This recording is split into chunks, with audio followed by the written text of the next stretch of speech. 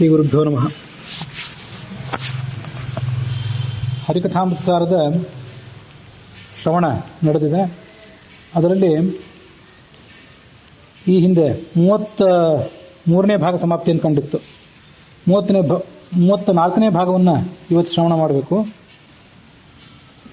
ನೈವೇದ್ಯ ಕಾಲದಲ್ಲಿ ಮತ್ತು ಭೋಜನ ಕಾಲದಲ್ಲಿ ಭಗವಂತನ ಯಾವ ರೂಪಗಳನ್ನು ಸ್ಮರಣೆ ಮಾಡಬೇಕು ಅಂತನ್ನೋದೆಲ್ಲ ನಿನ್ನೆ ನಮ್ಮ ಶ್ರವಣ ಪಥಕ್ಕೆ ಬಂದಿತ್ತು. ಕಪಿಲ, ನರಸಿಂಹ, ಪರಶುರಾಮ ಅನ್ನುವಂಥ 3 ರೂಪಗಳಿಂದ ಭಗವಂತ ಕ್ರಮವಾಗಿ ಕಣ್ಣಿನಲ್ಲಿ, ಮೂಗಿನಲ್ಲಿ, ಬಾಯಿಯಲ್ಲಿರ್ತಾನೆ. ನಾಲಿಗೆಯಲ್ಲಿ ಮತ್ಸ್ಯ ನಾಮಕನಾಗಿರ್ತಾನೆ. ಹಲ್ಲುಗಳಲ್ಲಿ ಹಂಸ ನಾಮಕನಾಗಿರ್ತಾನೆ. ಗಾಯತ್ರಿ ಪ್ರತಿಪಾದ್ಯನಾದಂಥ ಹಯಗ್ರೀವ ದೇವ ಮಾತಿನಲ್ಲಿ ನೆಲೆಸಿರ್ತಾನೆ. ಹೀಗೆ ದೀನರಾದಂಥ ಜೀವರೊಳಗಿದ್ದು ತಾನು ರಸಗಳನ್ನು ಸ್ವೀಕಾರ ಮಾಡಿ ಅವರಿಗೂ ಕೂಡ ರಸವನ್ನು ಒದಗಿಸ್ತಾನೆ. ಆ ಮೂಲಕ ಭೋಜನದ ಸಂತೃಪ್ತಿಯನ್ನು ಜೀವರು ಪಡ್ಕೊಳ್ತಾರೆ ಅಂತ ಆ ಪದ್ಯದ ಸಾರಾಂಶ ಆಗಿತ್ತು. ಮುಂದೆ 84ನೇ ಪದ್ಯ, ಭೋಜನ ರಸ ವಿಭಾಗ ಸಂಧಿಯ 8ನೇ ಪದ್ಯ. ಅದು ನಿರುಪಮಾನಂದಾತ್ಮ ಹರಿಸಂಕರುಷಣ ಪ್ರದ್ಯುಮ್ನ ರೂಪದಿ ಇರುತಿಹನು ಭೋಕ್ತೃಗಳೊಳಗೆ ತಚ್ಛಕ್ತಿದನು ಎನಿಸಿ ಕರೆಸುವನು ನಾರಾಯಣ ನಿರುದ್ಧೆರಡು ನಾಮದಿ ಭೋಜ್ಯ ವಸ್ತುಗಳ ನಿರುತ ತರ್ಪಕನಾಗಿ ತೃಪ್ತಿಯ ನೀವ ಚೇತನಕ್ಕೆ.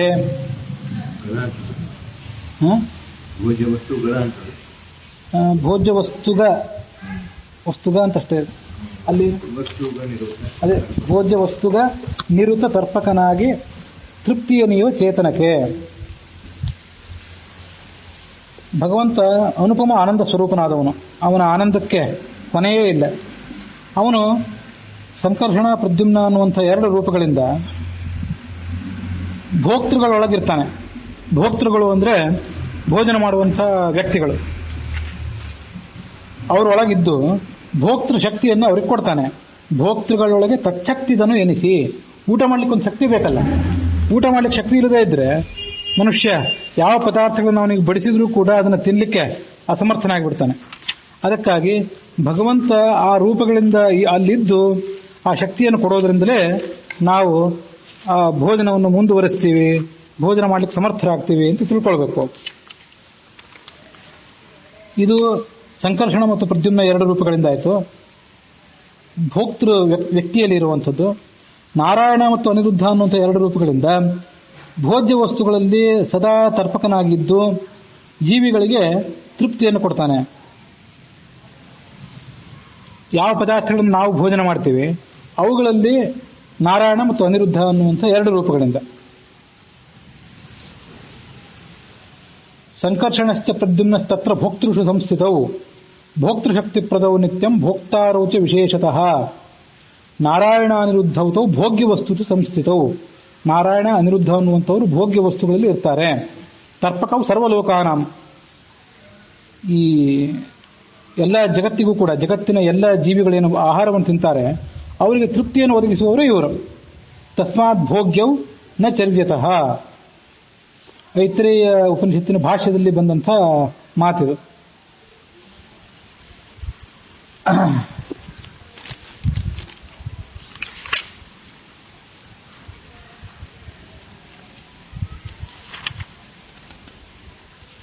ವಾಸುದೇವನು ಒಳಹೊರಗೆ ಅವಕಾಶ ಕೊಡುವ ನಭಸ್ಥನಾಗಿ ರಮಾ ಸಮೇತ ವಿಹಾರ ಮಾಳ್ಪನು ಪಂಚರೂಪದಲ್ಲಿ. ಆ ಸರೋರುಹ ಸಂಭವ ಆಭವ ವಾಸುದೇವ ದ್ಯಮರ ಚೇತನ ರಾಶಿಯೊಳಗಿಹನೆಂದು ಅರಿತವನೇ ಕೋವಿದನು. ವಾಸುದೇವ ಗಗನದೊಳಗಿರ್ತಾನೆ, ಆಕಾಶದೊಳಗಿರ್ತಾನವನು. ಒಳಗೂ ಹೊರಗೂ ಅವಕಾಶ ಕೊಡ್ತಾನೆ. ಭೋಜನ ಮಾಡಲಿಕ್ಕೆ ತಿಂದ ಪದಾರ್ಥಗಳು ಒಳಗೆ ಹೋಗ್ಲಿಕ್ಕೆ ಒಂದು ಜಾಗ ಬೇಕಲ್ಲ, ಅದು ಒಳಗಿನ ಜಾಗ. ಹೊರಗೆ ಕೂತ್ಕೊಳ್ಳಿಕ್ಕೆ ಒಂದು ಜಾಗ ಬೇಕು. ಬಡಿಸೋರಿಗೆ ಜಾಗ ಬೇಕು, ಕೂತ್ಕೊಳ್ಳೋರಿಗೆ ಜಾಗ ಬೇಕು, ತಿನ್ನೋರಿಗೆ ಒಳಗೆ ಜಾಗ ಬೇಕು. ಇದು ಒಳ ಹೊರಗೆ ಅವಕಾಶ ಕೊಡುವ ನಭಸ್ಥನಾಗಿ ರಮಾ ಸಮೇತ ವಿಹಾರ ಮಾಳ್ಪನು ಪಂಚರೂಪದಲ್ಲಿ. ನಾರಾಯಣ, ವಾಸುದೇವ, ಸಂಕರ್ಷಣ, ಪ್ರದ್ಯುಮ್ನ, ಅನಿರುದ್ಧ ಅನ್ನುವಂಥ 5 ರೂಪಗಳಿಂದ ಆತ ವಿಹಾರ ಮಾಡ್ತಾನೆ. ಇವನು ಬ್ರಹ್ಮ, ಶಿವ, ಇಂದ್ರ ಮೊದಲಾದಂತಹ ಚೇತನ ರಾಶಿಯೊಳಗೂ ಕೂಡ ಇದ್ದಾನೆ. ಇದನ್ನ ಯಾರು ತಿಳ್ಕೋತಾನೆ, ಆ ತಿಳ್ಕೊಂಡವನೇ ನಿಜವಾದಂಥ ಜ್ಞಾನಿ.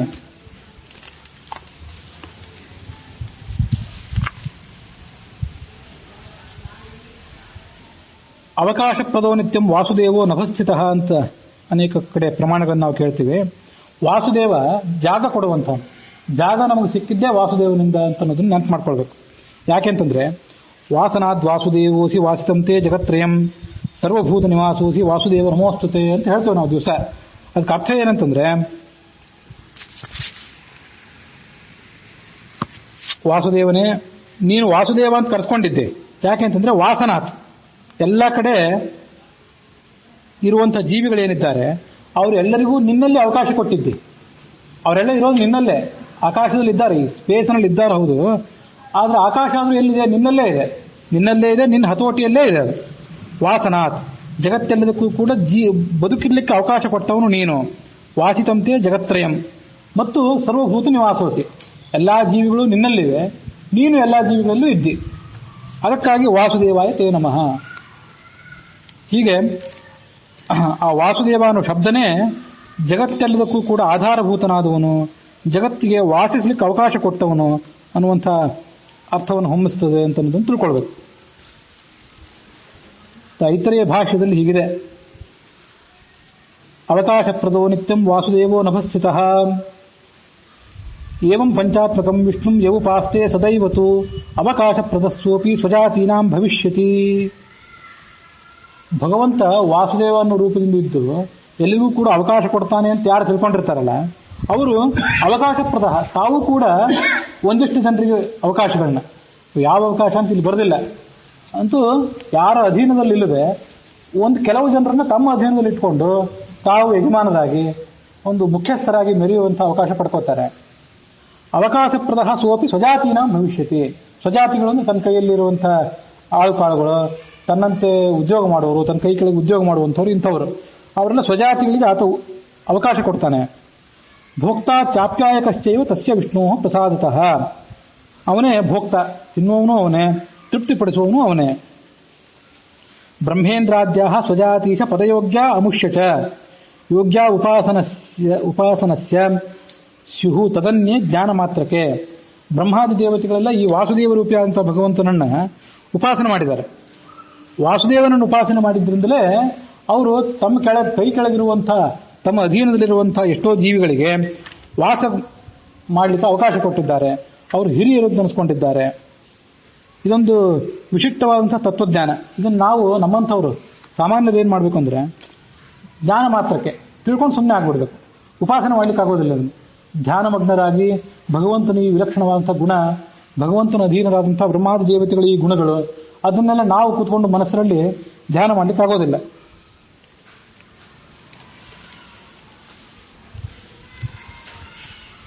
ಈ ಒಂದು ಶ್ಲೋಕದಲ್ಲಿ ಹೀಗೆ ತುಮಾ ಸಮೇತ ವಿಹಾರ ಮಾಳ್ಪನು ಪಂಚರೂಪದಲ್ಲಿ ಅಂತ ಬಂತು.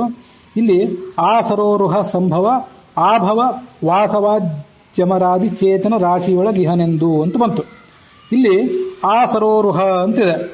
ಇದನ್ನು ಕೆಲವು ಕಡೆ ಎಲ್ಲಾದರೂ ಆ ಮತ್ತು ಸರೋರುಹ ಎರಡನ್ನು ಕೂಡಿಸಿದ್ರೆ ಅದಷ್ಟು ಯೋಗ್ಯ ಆಗೋದಲ್ಲ. ಆ ಸರೋರುಹ, ಆ ಅಂದ್ರೆ ಆ ಮುಖ್ಯ ಮಹಾಮಹಿಮನಾದಂತಹ ಚತುರ್ಮುಖ ಬ್ರಹ್ಮ ಏನಿದ್ದಾನೆ ಆತ, ಮುಂದೆ ಆ ಭವ ಅಂತ ಮಹಿಮನಾದಂತಹ ಭವ ಅದು ರುದ್ರ ಏನಿದ್ದಾನೆ, ಮತ್ತೆ ವಾಸವಾದಿಗಳು ಇಂದ್ರಾದಿ ದೇವತೆಗಳೇನಿದ್ದಾರೆ, ಅಮರಾದಿ ಚೇತನ ರಾಶಿಗಳು ಅವರೊಳಗಿದ್ದಾನೆ. ಇದನ್ನ ಯಾಕೆ ಈ ತರ ಸ್ಪಷ್ಟೀಕರಣ ಕೊಡಬೇಕಾಯ್ತು ಅಂತಂದ್ರೆ, ಇಲ್ಲಿ ಆ ಸರೋರುಹ ಅಂತ ಕೆಲವು ಸರಿ ಕೇಳಿದಾಗ ಆ ಅಂತ ಅನ್ನೋದು ಅವರೆಲ್ಲರನ್ನೂ ಸೇರಿಸ್ಕೊಂಡು ಅಂತ ಹೇಳುವಂತ ಒಂದು ಅವ್ಯಯ ಏನು ಅಂತ ಅನಿಸ್ತದೆ. ಅದಕ್ಕೊಂದೆರಡು ಉದಾಹರಣೆ ಕೊಟ್ಟ ಸ್ಪಷ್ಟ ಆಗಿಬಿಡ್ತದೆ. ಆಜನ್ಮ ಬ್ರಹ್ಮಚಾರಿ ಅಂತ ಅಂತಿರ್ತಾರೆ. ಆಜನ್ಮ ಬ್ರಹ್ಮಚಾರಿ ಅಂತಂದ್ರೆ ಆ ಜನ್ಮದಲ್ಲಿ ಬ್ರಹ್ಮಚಾರಿ, ಈ ಜನ್ಮದಲ್ಲಿ ಬ್ರಹ್ಮಚಾರಿ ಅಂತ ಅಲ್ಲ ಅಂತ ಅರ್ಥ ಆಗಲ್ಲ. ಜನ್ಮನಃ ಆರಭ್ಯ ಬ್ರಹ್ಮಚಾರಿ, ಆ ಅಂತ ಅನ್ನೋದು ಪ್ರಾರಂಭವನ್ನು ತೋರಿಸ್ತದೆ.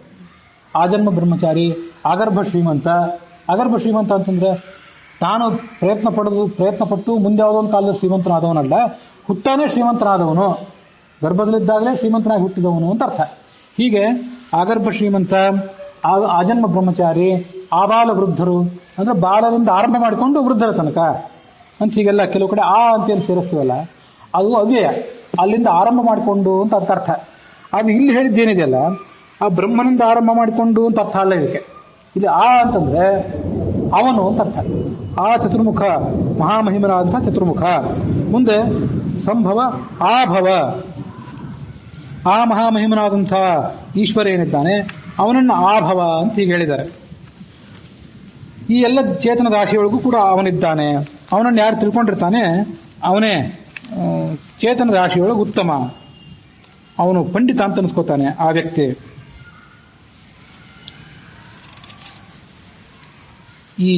ಈ ಶಿವನನ್ನ ಮಹಾಮಹಿಮ ಅಂತ ಹೇಳುವ ಉದ್ದೇಶ ಏನು? ಸರ್ವದೇಹಾಭಿಮಾನೀತು ಶರೀರ ಪುರುಷ ಶಿವ ಅಂತ ಐತರೆಯ ಭಾಷ್ಯದಲ್ಲಿ ಹೇಳಿದಂಥ ಒಂದು ಮಾತು. ಇಡೀ ಶರೀರಕ್ಕೆ ಅಭಿಮಾನ ದೇವತೆಯಾದವನು ಶರೀರ ಪುರುಷ ಅಂತ ಕರೆಸ್ಕೊಂಡಿರುವಂಥವನು ಶಿವ. ಅದಕ್ಕಾಗಿ ಅವರಲ್ಲೆಲ್ಲ ಇದ್ದಾನೆ ಅಂದ್ರೆ ನಮ್ಗೆ ಊಟ ಮಾಡ್ಲಿಕ್ಕೆ ಒಂದು ಶರೀರ ಬೇಕಲ್ಲ. ಶರೀರ ಇಲ್ಲದ್ರೆ ಊಟ ಮಾಡ್ಲಿಕ್ಕೆ ಯಾರಿಗೂ ಸಾಧ್ಯವೇ ಆಗೋದಿಲ್ಲ. ಅದಕ್ಕಾಗಿ ಪಿಶಾಚಿಗಳು ತಮಗೆ ಶರೀರ ಇಲ್ಲ ಅದರಿಂದ ಊಟ ಮಾಡ್ಲಿಕ್ಕೆ ಸಾಧ್ಯ ಆಗದೆ ಅವು ಮತ್ತೆ ಯಾವುದೋ ಶರೀರಗಳು ಒಳಗೆ ಹೊಕ್ಕೊಂಡು ಅಲ್ಲಿ ಭೋಜನ ಮಾಡ್ತವೆ ಅಂತ ಕೇಳಿದ್ರು.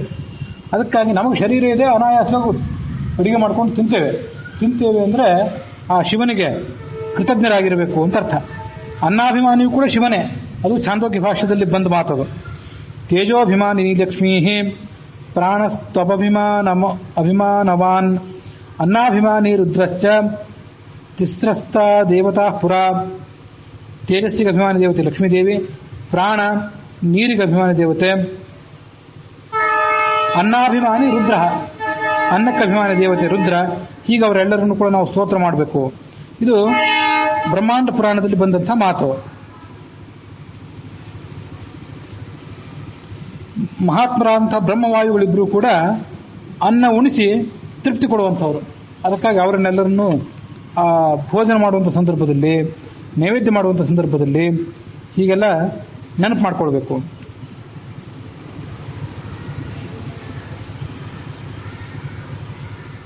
ಯಾರು ಇದನ್ನೆಲ್ಲ ತಿಳ್ಕೋತಾರೆ, ವಾಸುದೇವ ಅನ್ನೋ ಶಬ್ದಕ್ಕೆ ಅರ್ಥವನ್ನು ತಿಳ್ಕೋತಾರೆ, ಅವನು ಸಜಾತಿಯರೊಳಗೆ ತನ್ನ ಗುಂಪಿನೊಳಗೆ ಮುಖ್ಯಸ್ಥನಾಗ್ತಾನೆ, ಹೆಚ್ಚು ಸುಖ ಭೋಗಗಳನ್ನು ಪಡ್ಕೋತಾನೆ ಅಂತ ಹಿಂದೇನು ಮಾತು ಬಂದಿತ್ತು.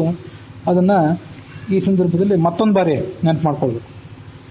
ಮುಂದಿನ ಪದ್ಯ ಏನಿದೆ, ವಾಸುದೇವನು ಅನ್ನದೊಳು ನಾನಾ ಸುಭಕ್ಷದಿ ಸಂಕರ್ಷುಣ ಕೃತೀಶ ಪರಮಾನ್ನದೊಳು ಘೃತದೊಳಗಿಪ್ಪ ನನಿರುದ್ಧ ಆ ಸುಪರ್ಣಾಂಶಕನು ಸೂಪದಿ ವಾಸವಾನುಜ ಶಾಖದೊಳು ಮೂಲೇಶ ನಾರಾಯಣನು ಸರ್ವತ್ರದಲ್ಲಿ ನೆಲೆಸಿಹನು.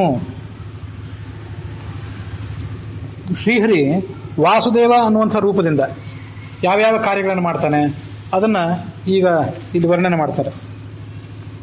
ವಾಸುದೇವ ರೂಪದಿಂದ ಆತ ಅನ್ನದಲ್ಲಿದ್ದಾನೆ. ಸಂಕರ್ಷಣ ರೂಪದಿಂದ ಬಗೆ ಬಗೆಯಾದಂಥ ಉತ್ತಮ ಭಕ್ಷ್ಯ ಭೋಜ್ಯಗಳಲ್ಲಿದ್ದಾನೆ. ಪ್ರದ್ಯುಮ್ನ ರೂಪದಿಂದ ಪರಮಾನ್ನದಲ್ಲಿ, ಪರಮಾನ್ನ ಅಂದ್ರೆ ಪಾಯಸ.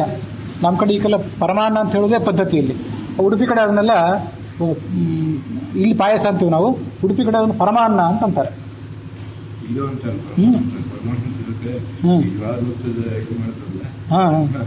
ಆದ್ರೆ ಪರಮಾನ್ನ ಅಂದ್ರೆ ಪಾಯಸ ಅಂತ ಅನ್ನೋದೇ ಒಳ್ಳೇದು. ಅನಿರುದ್ಧ ರೂಪದಿಂದ ಆತ ಪಾಯಸ ಅನ್ನೋ ಶಬ್ದಕ್ಕೆ ಪಾಯಸ ಅಂತ ಹಾಲಿನಿಂದ ತಯಾರಾದದ್ದು ಯಾವುದು ಅದು ಪಾಯಸ ಅಂತ ಹಿಂಗೆ ಕರೀತಾರೆ. ಮುಂದೆ ಅನಿರುದ್ಧ ರೂಪದಿಂದ ತುಪ್ಪದಲ್ಲಿರ್ತಾನೆ. ಗರುಡ ವಾಹನ ರೂಪದಿಂದ ಆತ ತೊವೆಯಲ್ಲಿರ್ತಾನೆ. ಉಪೇಂದ್ರ ರೂಪದಿಂದ ಶಾಖದಲ್ಲಿ ತರಕಾರಿಗಳಲ್ಲೆಲ್ಲ ಇರ್ತಾನೆ. ಮೂಲೇಶನಾದಂಥ ನಾರಾಯಣ ಸರ್ವತ್ರ ಇರ್ತಾನೆ ಅಂತ ಹೀಗೆ ಅದರ ವ್ಯತ್ಯಾಸಗಳನ್ನ ಯಾವ್ಯಾವ ಭಗವಂತನ ರೂಪಗಳು ಎಲ್ಲೆಲ್ಲಿ ಇರ್ತವೆ ಅಂತ ಅನ್ನೋದನ್ನೆಲ್ಲ ತಿಳ್ಕೊಳ್ಬೇಕು. ಅದು ಬೇರೆ ಬೇರೆ ವ್ಯಾಖ್ಯಾನಗಳಲ್ಲೆಲ್ಲ ಅದರ ವಿಸ್ತಾರವಾದಂಥ ವರ್ಣನೆ ಇದೆ. ವಾಸುದೇವನು ಅನ್ನದೊಳು ನಾನಾ ಸುಭಕ್ಷದಿ ಸಂಕರುಷಣ ಕೃತೀಶ ಪರಮಾನ್ನದೊಳು ಘೃತದೊಳಗಿಪ್ಪ ನನಿರುದ್ಧ ಆ ಸುಪರ್ಣಾಂಸಕನು.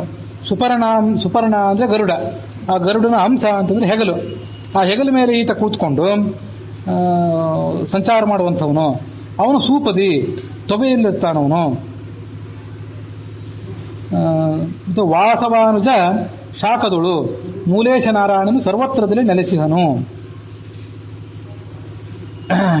ಭೋಜನ ಕಾಲದಲ್ಲಿ ಅನ್ನಾದಿ ಪದಾರ್ಥಗಳಲ್ಲಿ ಭಗವಂತನ ರೂಪಗಳೇನಿವೆ ಅದನ್ನ ಚಿಂತನೆ ಮಾಡ್ತಾ ಭೋಜನ ಮಾಡಿದರೆ ಅವನಿಗೊಂದು ಮಹಾಫಲ. ಇಲ್ಲದೇ ಇದ್ರೆ ಆತ ಭುಂಜತೆ ತೇ ತ್ವಗಂ ಪಾಪಾಹ, ಇಲ್ಲದ್ರೆ ಪಾಪವನ್ನೇ ತಿಂದಂತೆ.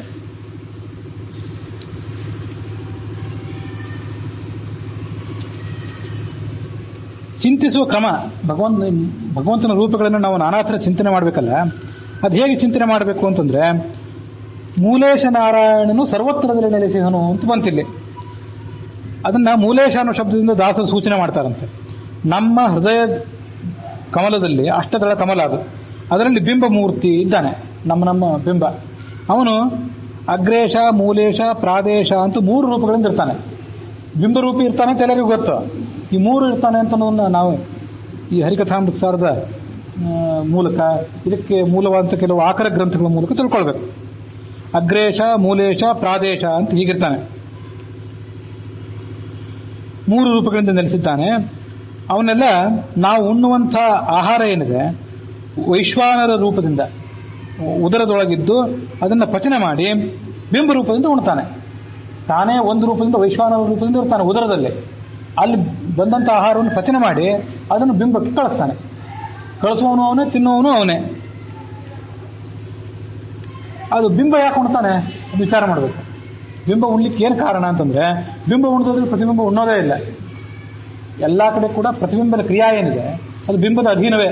ಕನ್ನಡಿಯಲ್ಲಿ ನಿಂತ್ಕೊಂಡು ನೋಡ್ಕೊಂಡ್ರೆ ನಾವು ಸ್ಥಿರರಾಗಿ ನಿಂತ್ಕೊಂಡ್ರೆ ಒಳಗಿನ ಪ್ರತಿಬಿಂಬ ಅಲ್ಲಾಡೋದೇ ಇಲ್ಲ. ನಾವು ಮುಖ ಅಲುಗಾಡಿಸಿದ್ರೆ ಪ್ರತಿಬಿಂಬ ಅಲುಗಾಡ್ತದೆ. ಕನ್ನಡಿಯಲ್ಲಿ ಆಯಿತು, ನೀರಲ್ಲಿ ಆಯಿತು, ಅಥವಾ ನಮ್ಮ ನೆರಳಾಯಿತು. ನಾವು ಅಲುಗಾಡಿದಾಗಲೇ ನೆರಳು ಅಲುಗಾಡೋದು, ಪ್ರತಿಬಿಂಬವೂ ಅಲುಗಾಡೋದು. ಆದ್ದರಿಂದ ಪ್ರತಿಬಿಂಬದ ಪ್ರತಿಯೊಂದು ಕ್ರಿಯೆಯೂ ಕೂಡ ಬಿಂಬದ ಅಧೀನವೇ. ಆದ್ದರಿಂದ ಅವನಿಗೆ ಭೋಜನ ಬೇಕಾಗಿಲ್ಲ. ಅದು ಭೋಜನ ಬೇಕಾಗಿರೋದು ಇವನಿಗೆ, ಪ್ರತಿಬಿಂಬನಿಗೆ. ಅದಕ್ಕಾಗಿ ಅವನು ಅಲ್ಲಿ ಕೂತ್ಕೊಂಡು ಭೋಜನ ಮಾಡ್ತಾನೆ ಅಂತ ತಿಳ್ಕೊಳ್ಬೇಕು. ಇಲ್ಲಿ ಅನ್ನ, ವಾಸುದೇವನು ಅನ್ನದೊಳು ನಾನಾ ಸುಭಕ್ಷದಿ ಅಂತ ಬಂತೀಗ. ಇಲ್ಲಿ ಅನ್ನದಲ್ಲಿ ಇರ್ತಾನಲ್ಲ ವಾಸುದೇವ, ಆ ಭಗವಂತನನ್ನೇ ಅನ್ನ ಅಂತ ಕೂಡ ನಾವು ಕರಿಬಹುದು. ಅನ್ನ ಅನ್ನೋ ಶಬ್ದ ಭಗವಂತನನ್ನೇ ಹೇಳ್ತದೆ. ಅದ್ಯತೆ ಚ ಭೂತಾನಿ ತಸ್ಮಾದನ್ನಂ ತದುಚ್ಯತ ಇತಿ ಅಂತ ತೈತರೀಯ ಉಪನಿಷತ್ತು ಹೇಳಿದೆ. ಭಗವಂತನ ಅನ್ನ ಅಂತ ಯಾಕೆ ಕರೀತಾರೆ ಅಂತಂದ್ರೆ, ಅದ್ಯತೆ ಅತ್ಯಚ ಭೂತಾನಿ, ಅವನು 2 ಕಾರಣದಿಂದ ಅನ್ನ. ಒಂದು, ಎಲ್ಲ ಭಕ್ತರಿಂದ ಆತ ಸ್ವೀಕಾರ ಮಾಡಲ್ಪಡ್ತಾನೆ. ಭಕ್ತರು ಆತನನ್ನು ಉಪಾಸನೆ ಮಾಡ್ತಾರೆ. ಅದಕ್ಕಾಗಿ ಆತ ಅದ್ಯತೆ, ಅದು ಕರ್ಮಣಿ ಪ್ರಯೋಗ. ಅದು ಭಕ್ತರಿಂದ ಸ್ವೀಕರಿಸಲ್ಪಡುವವನು, ಭಕ್ತರಿಂದ ಸೇವಿಸಲ್ಪಡುವವನು ಅನ್ನೋ ಕಾರಣಕ್ಕಾಗಿ ಅದ್ಯತೆ ಕರ್ಮಣಿ ಪ್ರಯೋಗದ ಮೂಲಕ ಆತ ಅನ್ನ. ಅತ್ತಿ, ಇದು ಕರ್ತರಿ ಪ್ರಯೋಗದ ಮೂಲಕ ಅವನೇ ಸ್ವೀಕಾರ ಮಾಡ್ತಾನೆ. ಏನು ಸ್ವೀಕಾರ ಮಾಡ್ತಾನೆ ಅಂದರೆ ಭೂತಾನಿ, ಎಲ್ಲ ಮಹಾಭೂತಗಳನ್ನ ಪ್ರಳಯ ಕಾಲದಲ್ಲಿ ಊಟ ಮಾಡ್ತಾನೆ. ಪ್ರಳಯ ಕಾಲದ ಭೋಜನ ಅಂತನೂ ಮಹಾಭೋಜನ ಭಗವಂತನಿಗೆ. ಅದಕ್ಕಾಗಿ ಅದ್ಯತೆ ಭೂತಾನಿ ತಸ್ಮಾದನ್ನಂ ತದುಚ್ಯತೆ ಇತಿ. ಅನ್ನಂ ಬಹುಕುರುವೀತ, ಎಲ್ಲ ತೈತರೀಯ ಉಪನಿಷತ್ತಿಂದೆ. ಅನ್ನಂ ನ ನಿಂದ್ಯಾತ್ ತದ್ವ್ರತಂ, ಅನ್ನಂ ನ ಪರಿಚಕ್ಷೀತ. ಅನ್ನಂ ಬಹುಕುರುವೀತ, ಅನ್ನ ಭಾಳ ಮಾಡಬೇಕು ಅಂತ ಹೇಳಿದಂಗೆ ಕಾಣಿಸ್ತದೆ. ಅನ್ನ ಭಾಳ ಮಾಡ್ಬೇಕಂದ್ರೆ ಎಲ್ಲರ ಮನೆಯೊಳಗೂ ಅವ್ರವ್ರ ಅವಶ್ಯಕತೆಕ್ಕಷ್ಟೇ ಅನ್ನ ಮಾಡ್ತಾರೆ. ಅದಕ್ಕಿಂತ ಹೆಚ್ಚು ಅನ್ನ ಮಾಡಿ ಏನು ಉಪಯೋಗ? ಒಂದು 100 ಗಾಯತ್ರಿ ಹೆಚ್ಚು ಮಾಡ್ಬೋದು, 1000 ಗಾಯತ್ರಿ ಮಾಡ್ಬೋದು. ಹಾಗಂತ ಕೊಳಗ ಅನ್ನ ಮಾಡಿಟ್ರೆ ತಿನ್ನೋರು ಯಾರು? ಅನ್ನ ಅಂತಂದ್ರೆ ಈ ನಾವು ಮಾಡಿರುವಂತಹ ಅನ್ನದೊಳಗೆ ಅನ್ನ ಏನು ರೂಪಿಯ ಅಂತ ಭಗವಂತ ಏನಿದ್ದಾನೆ ಅವನನ್ನು ಬಹುಕುರುವೀತ, ಅವನ ಸನ್ನಿಧಾನವನ್ನು ಹೆಚ್ಚಾಗಿ ಚಿಂತನೆ ಮಾಡಬೇಕು ಅಂತ ಅರ್ಥ. ಅನ್ನಂ ನ ನಿಂದ್ಯಾತ್, ಅನ್ನವನ್ನು ನಿಂದನೆ ಮಾಡಬಾರ್ದು. ಅನ್ನವನ್ನು ನಿಂದನೆ ಮಾಡಬಾರ್ದು ಅಂದ್ರೆ ಏನು? ಎಲೆಯಲ್ಲಿ ಹಾಕಿದಂಥ ಅನ್ನವನ್ನು ನಿಂದನೆ ಮಾಡಬಾರ್ದು. ಏನೋ ಅನ್ನ ಸರಿ ಇಲ್ರಿ ಅಂತ ಒಂದು ಸೊಕ್ಕು ಮಾಡಬಾರ್ದು. ಮತ್ತು ಅಲ್ಲಿರುವಂಥ ಭಗವಂತನನ್ನು ನಿಂದನೆ ಮಾಡಬಾರ್ದು. ತದ್ವ್ರತಂ, ಭೋಜನ ಮಾಡೋ ಕ್ರಿಯಾ ಏನಿದೆಯಲ್ಲ ಅದು ಬರೇ ಹೊಟ್ಟೆ ತುಂಬಿಸ್ಕೊಳ್ಳುವಂಥ, ಶರೀರ ತುಂಬಿಸ್ಕೊಳ್ಳುವಂಥ ಕ್ರಿಯಾ ಅಲ್ಲ ಅದು. ತದ್ವ್ರತಂ, ಭಗವಂತನನ್ನು ಪೂಜೆ ಮಾಡುವಂಥ ಕ್ರಿಯೆಯೇ ಹೊಟ್ಟೆ ತುಂಬಿಸ್ಕೊಳ್ಳುವ ಕ್ರಿಯಾ. ಆದ್ದರಿಂದ ಈ ಎಚ್ಚರಿಕೆಯಿಂದ ಇದ್ದುಕೊಂಡು ಮನುಷ್ಯ ಊಟ ಮಾಡಬೇಕು. ಉಣ್ಣುವ ಪದಾರ್ಥದೊಳಗೂ ಇದ್ದಾನೆ, ತಾನೂ ಅನ್ನ ಅಂತ ಅನ್ಸ್ಕೊಂಡಿದ್ದಾನೆ. ಹೀಗೆ ಅನೇಕ ಕಾರಣಗಳಿಂದಾಗಿ ಆತ ಅನ್ನ.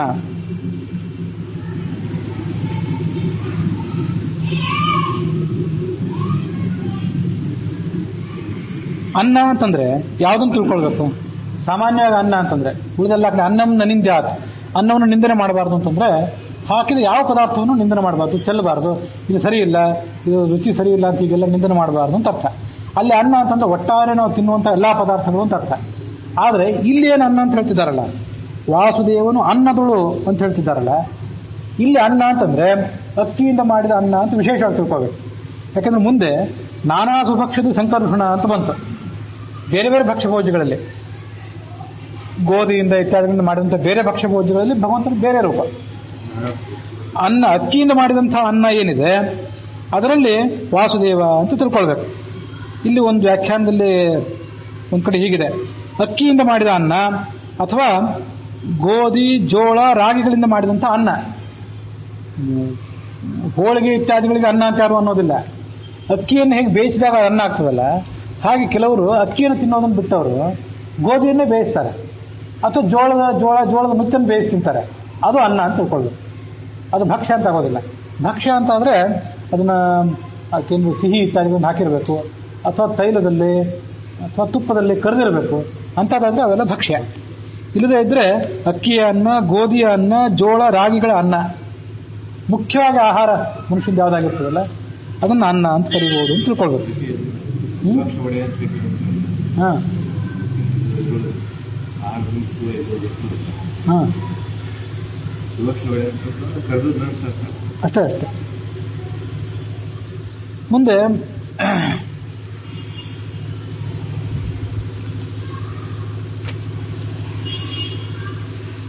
ಅನ್ನದಲ್ಲಿ ಈ ಮಾಯಾಪತಿಯಾದಂಥ ವಾಸುದೇವ ಇರ್ತಾನೆ ಅಂತ ಬಂತು. ಅವನು ತಾನೊಬ್ಬನೇ ಇರೋದಿಲ್ಲ, ಲಕ್ಷ್ಮೀದೇವಿ ಜೊತೆಗೇ ಇರ್ತಾನೆ, ಸುರಪೂಜಿತನಾಗೇ ಇರ್ತಾನೆ. ದೇವತೆಗಳ ಸನ್ನಿಧಾನ ಎಲ್ಲ ಅನ್ನದಲ್ಲಿ ಇದ್ದೇ ಇರ್ತದೆ ಅಂತ ತಿಳ್ಕೊಳ್ಬೇಕು. ಬ್ರಹ್ಮ ವಾಯು ಶಿವ ಈಶ ವಿಪೈ ಚಕ್ರಾದಿಕೈರಪಿ ಸೇವೆ ಮಾಡೋದಿಕಂ ಭಕ್ತ ನಿತ್ಯ ನಿಶೇಷ ಭಕ್ತಿಮಾನ್. ಅವನು ಇದ್ದಲ್ಲೆಲ್ಲ ಈ ದೇವತೆಗಳ ಪರಿವಾರ ಇದ್ದೇ ಇರ್ತದೆ, ಅವ್ರ ಸೇವೆ ಸ್ವೀಕಾರ ಮಾಡೇ ಮಾಡ್ತಿರ್ತಾನೆ. ಮುಂದೆ ಭಕ್ಷ್ಯ ಭೋಜ್ಯಗಳು, ನಾನಾ ಸುಭಕ್ಷತಿ ಸಂಕರುಷಣ ಅಂತ ಬಂತು. ಆ ಭಕ್ಷ್ಯ ಭೋಜ್ಯಾದಿಗಳಿಗೆ ಭಗವಂತ ಆಮೇಲೆ ಅಭಿಮಾನಿ. ಅದಕ್ಕಿಂತ ಮೊದಲು ಅವನ ಅಧೀನನಾಗಿ ಚತುರ್ಮುಖ ಬ್ರಹ್ಮನು ಕೂಡ ಅಭಿಮಾನಿಯೇ. ಚತುರ್ಮುಖ ಬ್ರಹ್ಮ ಯಾವ್ದಾವುದಕ್ಕೆ ಅಭಿಮಾನಿ? ಭಕ್ಷ್ಯ ಭೋಜ್ಯ ಎಲ್ಲ ಥರದ ಅನ್ನಕ್ಕೂ ಕೂಡ, ಅಕ್ಕಿಯಿಂದ ಮಾಡಿದ ಅನ್ನಕ್ಕೂ ಅಭಿಮಾನಿ, ಭಕ್ಷ್ಯ ಭೋಜ್ಯ ಎಲ್ಲದಕ್ಕೂ ಕೂಡ ಬ್ರಹ್ಮದೇವರು ಅಭಿಮಾನಿ. ಆ ಬ್ರಹ್ಮದೇವರಿಗೆ ತಂದೆ ಯಾರು? ತಾತ್ಪರ್ಯದಲ್ಲಿ ಹಿಂದೆ ಬಂದಿತ್ತು. ವಾಸುದೇವ ಮತ್ತು ಮಾಯಾ ಇವರಿಬ್ಬರ ದಾಂಪತ್ಯದಿಂದ ಹುಟ್ಟಿದವನೇ ಚತುರ್ಮುಖ. ಅದಕ್ಕಾಗಿ ವಾಸುದೇವ ಇದ್ದಲ್ಲಿ ಅವನು ಇರ್ತಾನೆ, ತಂದೆ ತಾಯಿಗಳಿದ್ದಲ್ಲಿ ಮಕ್ಕಳಿದ್ದಂತೆ ಅವನು ಇರ್ತಾನೆ ಅಂತ ಅರ್ಥ. ಹೀಗೆ ಬ್ರಹ್ಮ ಅಲ್ಲಿರ್ತಾನೆ, ಬ್ರಹ್ಮನಿಗೆ ತಂದೆ ತಾಯಿಗಳಾದಂಥ ಮಾಯಾ ವಾಸುದೇವರು ಅಲ್ಲಿರ್ತಾರೆ.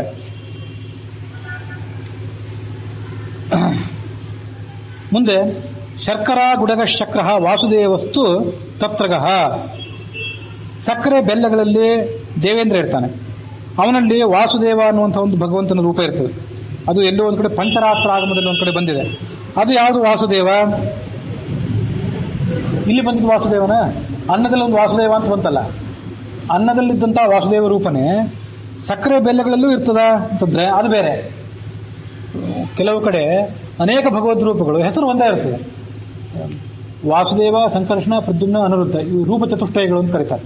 ನಾರಾಯಣವನ್ನು ಸೇರಿಸಿಬಿಟ್ರೆ ರೂಪ ಪಂಚಕಗಳು ಅಂತ ಕರೀತಾರೆ. ಹಾಗಾಗಿ ನಾರಾಯಣ, ವಾಸುದೇವ, ಸಂಕರ್ಷಣ, ಪ್ರದ್ಯುಮ್ನ, ಅನಿರುದ್ಧ ಅನ್ನುವಂಥ 5 ರೂಪಗಳೇನಿವೆ, ಇದರಲ್ಲಿ ಸೇರಿದಂತಹ ವಾಸುದೇವ ರೂಪ ಬೇರೆ. ಕೇಶವಾಯ ಸ್ವಾಹ ನಾರಾಯಣ ಸ್ವಾಹ ಅಂತ ಹೇಳ್ತಾ ಹೋಗ್ತೀವಲ್ಲ, ಅಲ್ಲಿರುವಂಥ ವಾಸುದೇವ ರೂಪ ಬೇರೆ. ಅನ್ನದಲ್ಲಿರುವಂಥದ್ದು ಯಾವುದು? ರೂಪ ಪಂಚಕದಲ್ಲಿ ಸೇರಿದಂತಹ ವಾಸುದೇವ ರೂಪ ಅನ್ನದಲ್ಲಿರುವಂಥದ್ದು. ಆಚಮನ ಮಾಡುವ ಕೇಶವಾದಿ 24 ನಾಮಗಳನ್ನು ಏನು ಹೇಳ್ತೀವಲ್ಲ, ಅಲ್ಲಿರುವಂತಹ ವಾಸುದೇವ ಅದು ಬೆಲ್ಲ ಸಕ್ಕರೆದಲ್ಲಿ ಇರುವಂಥದ್ದು. ಇಂದ್ರನಲ್ಲಿ ಇಂದ್ರಾಂತರ್ಗತ, ಮುಖ್ಯ ಪ್ರಾಣಾಂತರ್ಗತ ವಾಸುದೇವ, ಅದನ್ನ ಅಂತ ಹೀಗೆ ತಿಳ್ಕೊಳ್ಬೇಕು.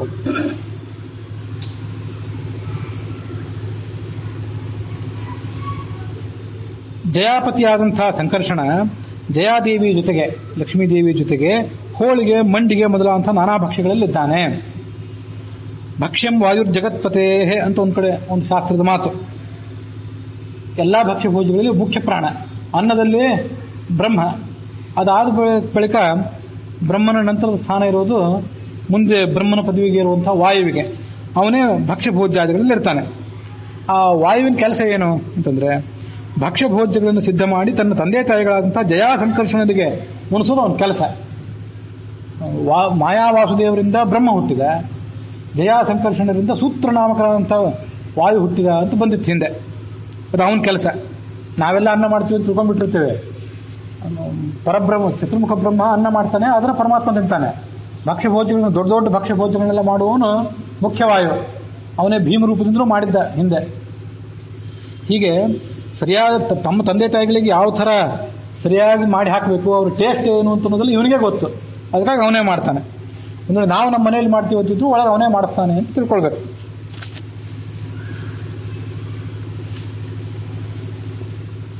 ಅನಾಮ್ಲ ದ್ರವ್ಯಗೋ ರುದ್ರ ಚಿಂತ್ಯ ಸಂಕರ್ಷಣ ಪರಹ ಅಂತ ಒಂದು ಮಾತು. ಪಂಚರಾತ್ರದಲ್ಲಿ ಬಂದ ಮಾತದು. ಹುಳಿ ಇಲ್ಲದಂತಹ ಭಕ್ಷ್ಯದಲ್ಲಿ ಅದನ್ನೆಲ್ಲ ಯಾವ ಭಕ್ಷ್ಯ ಇಂಥದೇ ಭಕ್ಷ್ಯ ಅಂತ ಇಲ್ಲಿ ಕುತ್ಕೊಂಡು ಹೇಳೋದು ಕಷ್ಟ. ಅಂತೂ ಅಲ್ಲಿ ಬಂದದ್ದನ್ನು ಹೇಳ್ತೇನೆ. ಹುಳಿ ಇಲ್ಲದೆ ಇರುವಂತಹ ಭಕ್ಷ್ಯಗಳಲ್ಲಿ ರುದ್ರನೊಳಗೆ ವಾಯು, ಅವನೊಳಗೆ ಸಂಕರ್ಷಣ ಅಂತ ಒಂದಿರ್ತದೆ ಮತ್ತೊಂದು. ಅದ್ಯಾವ ಸಂಕರ್ಷಣ? ಅದು 24 ರೂಪದಲ್ಲಿ ಸಂಕರ್ಷಣ. ಕೇಶವಾದ 24 ರೂಪಗಳಲ್ಲಿ ಬಂದಂಥ ಸಂಕರ್ಷಣ ಹುಳಿ ಇಲ್ಲದೆ ಇರುವಂತಹ ರೂಪದಲ್ಲಿರುವಂತಹ ರುದ್ರಾಂತರ್ಗತ ವಾಯುವಂತರ್ಗತ ಸಂಕರ್ಷಣ. ಇಲ್ಲಿ ಭಕ್ಷ್ಯ ಭೋಜ್ಯಗಳಲ್ಲಿರುವಂಥದ್ದೇನಿದೆ ಇದು ಬೇರೆ. ಇದು ರೂಪ ಪಂಚಕದಲ್ಲಿ ಬಂದಂತಹ ರೂಪ ಇದು ಜಯಾಪತಿ ಸಂಕರ್ಷಣ.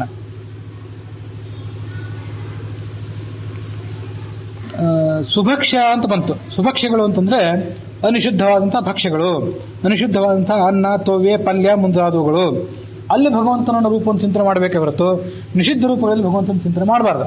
ಅಲ್ಲಿ ಭಗವಂತ ಇರ್ತಾನೆ, ಹೌದು, ಅದನ್ನು ನಾವು ತಿನ್ನೋ ಪ್ರಸಂಗವೇ ಇಲ್ಲ. ಅದರಿಂದ ಅದನ್ನು ಚಿಂತನೆ ಮಾಡಿ ಉಪಯೋಗ ಏನು? ಭಗವಂತ ಎಲ್ಲ ಕಡೆ ಇದ್ದಾನೆ ಅಂತ ಹೇಳಿ ಹೊಲಸ ಪದಾರ್ಥಗಳಲ್ಲಿ ಭಗವಂತ ಇದ್ದಾನೆ ಚಿಂತನೆ ಮಾಡಿಯೂ ಅದೊಂದು ಲಾಭ ಇಲ್ಲ. ಯಾವ ಪದಾರ್ಥಗಳನ್ನ ಮೆದುರಿಗಿವೆ, ಯಾವುದನ್ನು ತೊಗೊಂಡು ಪೂಜೆ ಮಾಡಬೇಕು, ಯಾವುದನ್ನು ತೊಗೊಂಡು ನೈವೇದ್ಯ ಮಾಡಬೇಕು, ಅಲ್ಲಿ ಭಗವಂತನ ರೂಪವನ್ನು ಚಿಂತನೆ ಮಾಡಬೇಕು ಅಂತ ಅರ್ಥ. ಮುಂದೆ ಕೃತೀಶ ಪರಮಾನ್ನದಳು, ಕೃತಿದೇವಿಯ ಪತಿಯಾದಂಥ ಪ್ರದ್ಯುಮ್ನ ಕೃತಿದೇವಿಯ ಜೊತೆಗೇನೆ ಆ ಪರಮಾನ್ನದಲ್ಲಿ ಇರ್ತಾನೆ. ಪರಮಾನ್ನವನ್ನು ಮಾಡ್ತಾರೆ ಯಾರು? ಪರಮಾನ್ನಂ ಭಾರತೀ ಕುರಿಯಾತ್.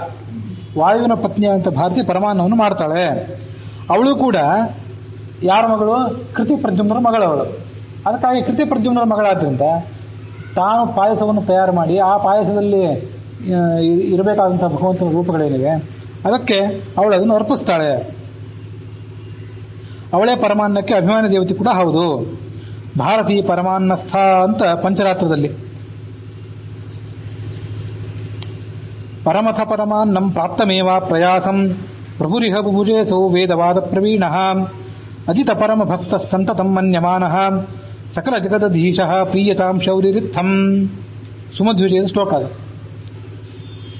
ಪರಮಥ ಪರಮಾನ್ನಂ, ಶ್ರೇಷ್ಠವಾದಂಥ ಅನ್ನವನ್ನ, ಅನಾಯಾಸವಾಗಿ ಬಂದಂಥ ಅನ್ನ, ಅದು ಯಾರನ್ನೋ ಕೇಳಿ ಪಡೆದಂಥ ಅನ್ನ ಅಲ್ಲ, ಅದನ್ನು ಮಧ್ವಾಚಾರ್ಯರು ಸ್ವೀಕಾರ ಮಾಡಿದರು. ಅಜಿತ ಪರಮ ಭಕ್ತ, ಭಗವಂತನ ಭಕ್ತರು. ಸಂತತಂ ಮನ್ಯಮಾನಃ ಸಕಲ ಜಗದಧೀಶಃ ಪ್ರೀಯತಾಂ ಶೌರ್ಯರಿತ್ಥಂ ಬುಭುಜೆ. ಹೇಗೆ ಭೋಜನ ಮಾಡಿದ್ರು ಅಂದ್ರೆ, ಜಗತ್ತಿಗೆ ಒಡೆಯನಾದಂಥ ಭಗವಂತ ನಾನು ಭೋಜನ ಮಾಡುವಂಥ ಕ್ರಿಯೆಯಲ್ಲಿ ತೃಪ್ತನಾಗಲಿ ಅಂತ ಅವರು ಭೋಜನ ಮಾಡಿದರು. ಹಾಗೆ ನಾವು ಕೂಡ ಭೋಜನ ಮಾಡುವಾಗ ಭಗವಂತ ತೃಪ್ತನಾಗಲಿ ಅಂತ ತಿಳ್ಕೊಂಡು ಭೋಜನ ಮಾಡಬೇಕು.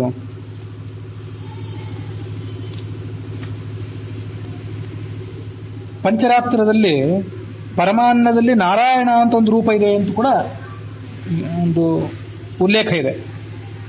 ಪರಮಾನ್ನದಲ್ಲಿ ಕೃತೀಶ ಪ್ರದ್ಯುಮ್ನ ಅಂತ ಇಲ್ಲಿ ಬಂತು.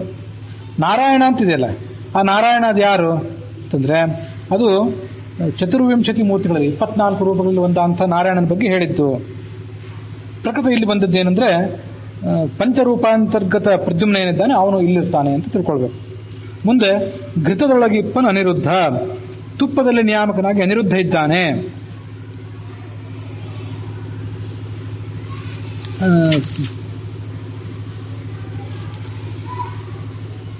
ಕುರ್ಯಾನ್ ಮಹಾಲಕ್ಷ್ಮೀ ಘೃತಂ ನಾರಾಯಣಸ್ಯ ವೈ. ಇವನು ತುಪ್ಪದಲ್ಲಿ ಅನಿರುದ್ಧ ಇದ್ದಾನಲ್ಲ, ಆ ತುಪ್ಪವನ್ನು ತಯಾರು ಮಾಡಿ ಭಗವಂತನಿಗೆ ಅರ್ಪಿಸುವವಳು ಯಾರು ಅಂತಂದ್ರೆ ಮಹಾಲಕ್ಷ್ಮಿ. ಅವಳೇ ಅರ್ಪಣೆ ಮಾಡ್ತಾಳೆ. ಅದಕ್ಕೆ ಅಭಿಮಾನ ದೇವತೆ ಕೂಡ ಅವಳೇ, ಘೃತ ಪ್ರತೀಕ. ಅದಕ್ಕಾಗಿ ಅನ್ನಕ್ಕೆ ಅಭಿಕಾರ ಮಾಡ್ತೇವಲ್ಲ, ಅಭಿಕಾರ ಮಾಡುವ ಉದ್ದೇಶ ಅದೇ. ಎಲ್ಲ ಅನ್ನವನ್ನು ಸಾಕಷ್ಟು ಆಲೋಚನೆ ಮಾಡಿ ಮಡಿಮೇಲಿಗೆ ಮೂಲಕವಾಗಿ ಮಾಡಿರ್ತೇವೆ. ಆದರೂ ಏನಾದರೂ ದೋಷ ಇದ್ರೆ ಇರಲಿ ಅಂತ ಅನ್ನಕ್ಕೆ ಅಭಿಕಾರ ಮಾಡಿ ಅಲ್ಲಿ ಭೋಜನ ಮಾಡ್ತಾರೆ. ಇದಾದ್ಮೇಲೆ ಪಾತ್ರಾಭಿಕಾರ ಅಂತ ಮಾಡ್ತಾರೆ. ಭೋಜನ ಕೊಡುವಾಗ ಎಲೆಯನ್ನು ತೊಳೆದು ಅದಕ್ಕೊಂದಿಷ್ಟು ತುಪ್ಪ ಸಿಂಪಡಿಸ್ತಾರೆ.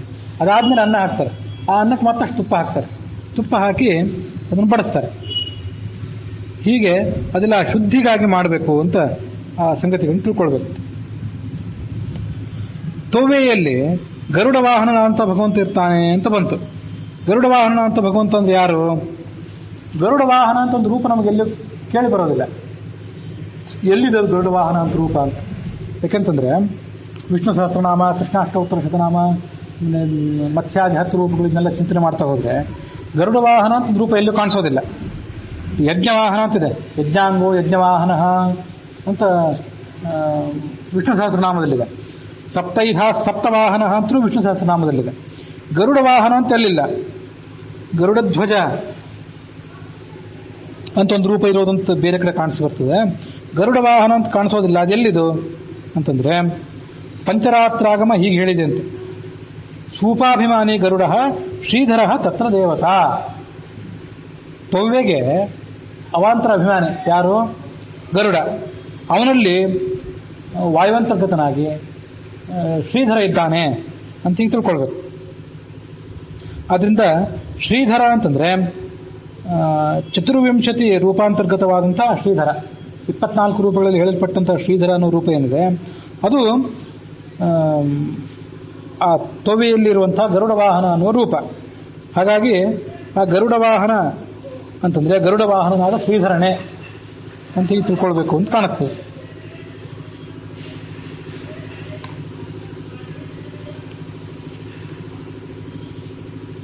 ಇನ್ನ ಸ್ವಾದೂದಕ ಒಂದಿದೆ. ಬುಧ ಸ್ವಾದೂದಕ ಪತಿ ಶ್ರೀಕೃಷ್ಣ ತತ್ರ ದೇವತಾ. ರುಚಿಕರವಾದ ನೀರನ್ನು ನಡ್ತೇವಲ್ಲ ಅದಕ್ಕೆ ಬುಧ ಅಭಿಮಾನ ದೇವತೆ, ನೀರಿಗೆ ಅಭಿಮಾನ ದೇವತೆ ಅವನು. ಅವನಲ್ಲಿ ಶ್ರೀಕೃಷ್ಣ ಇದ್ದಾನೆ, ಅವನು ಕೂಡ ಅಭಿಮಾನ ದೇವತೆ ಆದ್ಕೊಂಡಕ್ಕೆ. ಮುಂದೆ ವಾಸಭಾನುಜ ಶಾಖದೊಳು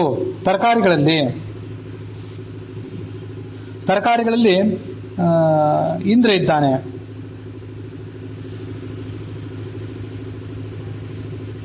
ಹೀಗೆ ಆ ಎಲ್ಲ ರೂಪಗಳನ್ನ ಅನುಸಂಧಾನ ಮಾಡ್ಕೊಳ್ಬೇಕು. ಅನೇಕ ರೂಪಗಳಿವೆ ಅಂತೆ. ವಾಮನ ಮತ್ತು ಉಪೇಂದ್ರ ಎರಡು ಬೇರೆ ಬೇರೆ ರೂಪಗಳು ಅನ್ನುವಂಥ ಒಂದು ಮಾತಿನಲ್ಲಿ ಕೇಳ್ತೇವೆ ನಾವು. ವಾಮನ ಅಂತಂದ್ರೆ ಕೇಶವಾದಿ ದ್ವಾದಶ ಮೂರ್ತಿಗಳಲ್ಲಿ ಸೇರಿದ್ದು ವಾಮನ. ಉಪೇಂದ್ರ ಅಂತಂದ್ರೆ ಸಂಕರ್ಷಣಾದ ದ್ವಾದಶ ಮೂರ್ತಿಗಳಲ್ಲಿ ಸೇರಿತ್ತು. ಚತುರ್ವಿಂಶತಿ ಮೂರ್ತಿಗಳು ಅಂತ ಅಂತೇವೆ, ಅದರಲ್ಲೂ 12 ಗುಂಪೊಂದು ಬೇರೆ, ಇನ್ನು 12 ಗುಂಪೊಂದು ಬೇರೆ. ಅವುಗಳೆಲ್ಲ ಅವರಿದ್ದಾರೆ. ಉಪೇಂದ್ರನನ್ನ ತರಕಾರಿ ನಿಯಾಮಕ ಅಂತ ಹೇಳಿದ ಪಂಚರಾತ್ರ ಮತ್ತೊಂದು ಕಡೆ ವಾಮನನನ್ನ ದಧಿ ನಿಯಾಮಕ ಅಂತ ಹೇಳಿದೆ. ಅದಕ್ಕಾಗಿ ದಧಿ ವಾಮನ ಅಂತ ಕರಿತೇವೆ. ಅವನು ಮೊಸರು ಬೇಕು ಅಂತ ಊಟದಲ್ಲಿ ಕೇಳುವವರು ದಧಿ ವಾಮನ ಅಂತ ಅಂತಾರೆ. ಅದನ್ನ ಕೇಳಿ ಬಡಿಸೋರು ಇವ್ರಿಗೆ ಮೊಸರು ಬೇಕಾಗಿದೆ ಅಂತ ತಿಳ್ಕೊಂಡು ಮೊಸರು ಬಡಿಸ್ತಾರೆ. ಇಂಥವರೆಲ್ಲ ಇರ್ತಾರೆ. ಮೂಲೇಶ ನಾರಾಯಣನು ಸರ್ವತ್ರದಲ್ಲಿ ಭಗವಂತ ಮೂಲೇಶ ಅಂತ ಕರೆಸ್ಕೊಂಡಿರುವಂತಹ ಭಗವಂತ ಸರ್ವತ್ರದಲ್ಲಿ ಎಲ್ಲಾ ಕಡೆ ಆತ ಇದ್ದಾನೆ. ಎಲ್ಲಾ ಕಡೆ ಇದ್ದು ಜೀವರ ಎಲ್ಲ ಕ್ರಿಯೆಗಳನ್ನು ಕೂಡ ನಿಯಮಿಸ್ತಾನೆ ಅಂತ ತಿಳ್ಕೊಳ್ಬೇಕು. ಅಲ್ಲಿಗೆ ಹರಿಕಥಾಮೃತಸಾರದ ಭೋಜನ ರಸ ವಿಭಾಗ ಸಂಧಿಯ 10ನೆಯ ಪದ್ಯ ಏನಿದೆ ಅದು ಅಲ್ಲಿಗೆ ಸಮಾಪ್ತಿಯನ್ನು ಕಂಡಿದೆ.